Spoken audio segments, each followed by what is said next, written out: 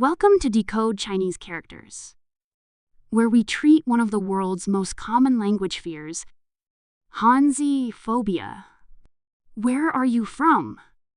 Did you grow up with English?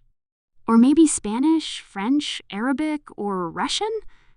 You probably never thought too much about how you read or write it just made sense.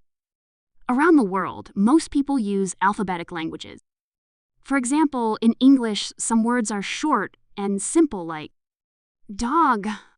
Others are monsters, like this one, pneumoultramicroscopic silico-volcanoconiosis. But here's the thing, in English, if you know how a word sounds, you can usually spell it. That's the beauty of alphabetic languages. You listen, then you write. Around the world, most people use alphabetic languages such as English, Spanish, French, Russian, and Arabic. But what about Chinese? You see this character? It's pronounced. Mu. Then you see this one? It's also pronounced. Mu.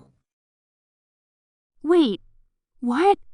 They sound the same, but look totally different. It's not just these two, all of these characters are pronounced the same. That's why Westerners often say learning Chinese feels incredibly hard. Maybe you can say 你好. but you can't write it. Even if you can speak some Mandarin, reading and spelling can feel like an impossible mission. That's because Chinese isn't an alphabetic language. It's logographic, built on symbols. It's not just a different language. It's a completely different system. But wait, does that mean Chinese characters are really that hard? Think about it, millions of people read and write Chinese every day. And guess what?